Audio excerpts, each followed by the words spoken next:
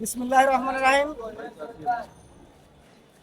আজকে 16 বছর আন্দোলন সংগ্রামের পরে গতই 5ই আগস্ট স্বৈরাচারের পতন হয়েছে, কিন্তু এখনো আমাদের আন্দোলন সংগ্রাম শেষ হয় নাই।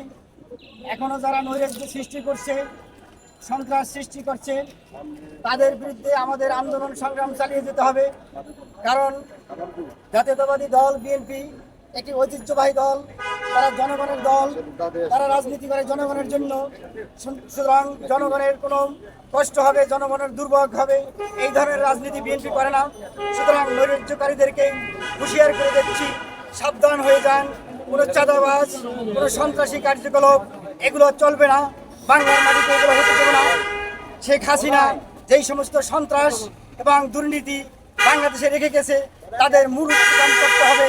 এবং এইভাবেই আস্তে আস্তে যখন পরিবেশ শান্ত হয়ে আসবে, আমরা এই বর্তমান সরকারের কাছে দাবি করব, খুব বেশি সময় না নিয়ে, যৌক্তিক সময় নিয়ে আপনি পরিবেশ সুন্দর করে একটি সুষ্ঠু সুন্দর নির্বাচন। আজ আমরা মনে করি এবং স্বৈরাচারের পতনের জন্য লড়াই করেছি, আমাদের সেই স্বৈরাচারের পতনের বিজয় হয়েছে, গণতন্ত্রের মা বেগম খালেদা জিয়ার মুক্তি হয়েছে।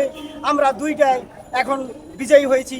বাকি আমরা নির্বাচনে বিজয়ী হয়ে একটি সরকার গঠন করব, যেই সরকারের প্রধানমন্ত্রী হবেন আমাদের গণতন্ত্রের মাতা বেগম খালেদা জিয়া, এবং তিনি দেশে একটি শান্তিপূর্ণ পরিবেশ ফিরে আনবেন, জনগণের শাসন কায়েম হবে, গণতন্ত্র পুনরুদ্ধার হবে এবং গণতান্ত্রিক মানুষের ভোটাধিকার ফিরে পাবে, মানবাধিকার ফিরে পাবে, সেই আশা ব্যক্ত করে আমি আমার বক্তব্য শেষ করি।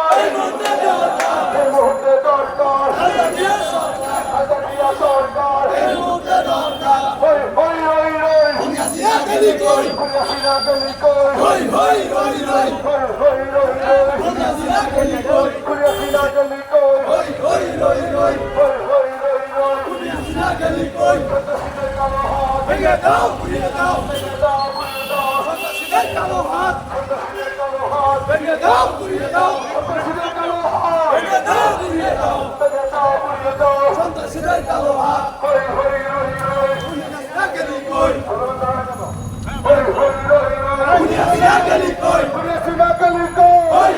hoy,